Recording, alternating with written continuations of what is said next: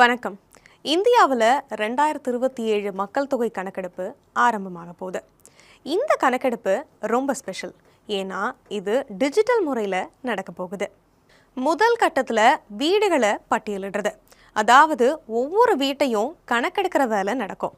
இரண்டாவது கட்டத்தில் மக்கள் தொகை கணக்கெடுப்பு நடக்கும். இப்போ முதல் கட்டத்தை பற்றி பார்க்கலாம். இதுக்காக நியமிக்கப்பட்டவங்க உங்கள் வீடுகளுக்கு வந்து தகவல்களை சேகரிப்பாங்க. ஆனால் இந்த வேலையை நீங்களே செல்ஃப் என்யூமரேஷன் போர்ட்டல் மூலமாகவும் செய்யலாம். குடும்ப தலைவர் இல்லைனா அவருக்கு பதிலாக குடும்பத்தில் இருக்கிற யாராவது இந்த வெப்சைட்டுக்கு போய் அவங்க வீடு மற்றும் அங்கே இருக்கிற வசதிகளை பற்றின விவரங்களையும் பதிவு செய்யலாம். ஒரு முக்கியமான விஷயம், ஒரு குடும்பம் ஒரு மொபைல் நம்பரை மட்டும்தான் பயன்படுத்த முடியும். அதோட இது குடும்ப தலைவரோட அல்லது தலைவியோட சார்பாக பதிவு செய்யப்படணும். ஒரு முறை ஒரு மொபைல் நம்பரை பதிவு செஞ்சுட்டா அதை வேற குடும்பத்துக்கு பயன்படுத்த முடியாது. குடும்ப தலைவரோட அல்லது தலைவியோட பெயரை மாற்றவும் முடியாது. மக்கள் தங்களை தாங்களே கணக்கெடுத்துக்கிட்டா இந்த வேலை இன்னும் சுலபமாகவும் வேகமாகவும் முடிஞ்சிடும். இந்த செல்ஃப் என்யூமரேஷன் ஒரு சிறப்பு வசதி. உங்கள் மாநிலம் அல்லது யூனியன் பிரதேசத்தில் கணக்கெடுப்பு ஆரம்பிக்கிறதுக்கு 15 நாளைக்கு முன்னாடியே இது ஓப்பன் ஆகிடும். விருப்பப்படுறவங்க இந்த வசதி மூலமாக தங்களோட விவரங்களை முன்கூட்டியே பதிவு செஞ்சுக்கலாம்.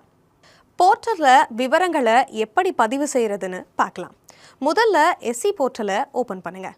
அப்புறம் உங்கள் மாநிலம் அல்லது யூனியன் பிரதேசத்தை தேர்ந்தெடுத்துட்டு கேப்சாவை டைப் பண்ணுங்கள். அடுத்து வர வரவேற்பு திரை நீங்கள் என்ன செய்ய வேணும்னு வழிகாட்டும்.